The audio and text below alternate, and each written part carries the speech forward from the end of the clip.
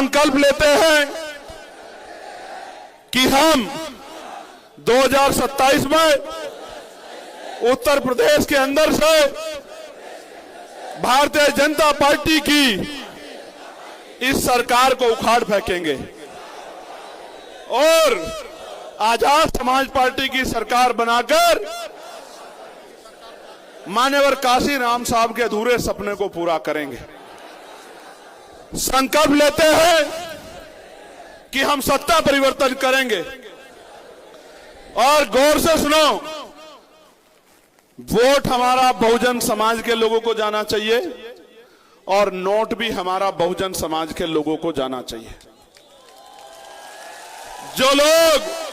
जो लोग यूजीसी के गाइडलाइन का विरोध करते हैं उनको वोट नहीं देना मेरे लोगों, बिल्कुल मत देना उनको जो यूजीसी की गाइडलाइन का विरोध करते हैं।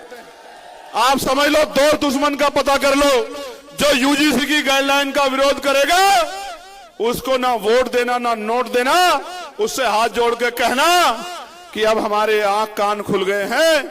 हमारे भाई को हमने वादा कर लिया है कि इस बार हम बहुजन समाज के लोगों को, एससी एसटी ओबीसी के लोगों को वोट देंगे, मुस्लिम समाज के लोगों को वोट देंगे और नोट भी उनको देने काम करेंगे। वादा करते हो नहीं करते हो बताओ? अगर आपने ये कर लिया तो फिर मैं आपको लिख के देता हूं कि जो लोग मुझे धमकियां दे रहे हैं ना, वो आपके दरवाजों पे नाक रगड़ते दिखाई देंगे आपको। मेरी बात, एक बात और बताना चाहता हूं, इस देश में बाबा साहब अंबेडकर ने अपने 4-4 बच्चों की कुर्बानी देके हमें वोट का अधिकार दिलाया। मेरे लोगों, ये वोट का अधिकार नहीं होता तो ये बड़े बड़े कुर्ते वाले, बड़े बड़े गाड़ियों वाले, बड़े बड़े महलों वाले, बड़े बड़े घरों वाले ये हमारे गरीब समाज की गलियों में नहीं आते।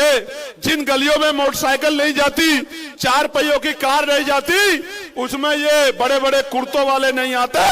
अगर बाबा साहब अंबेडकर हमें वोट का अधिकार नहीं दिलाते, इस वोट का अधिकार की वजह से ये जो करोड़ों रुपए से कीमती वोट का अधिकार हमारे पास है, इस वोट के अधिकार की वजह से हमारी बस्तियों में आते हैं। अगर आप जैसे मान्यवर काशीराम साहब ने कहा था, बाबा साहब के संदेश को जाके कि जाओ अपनी घर के दीवारों पे लिख दो कि हमें इस देश का शासक बनना है।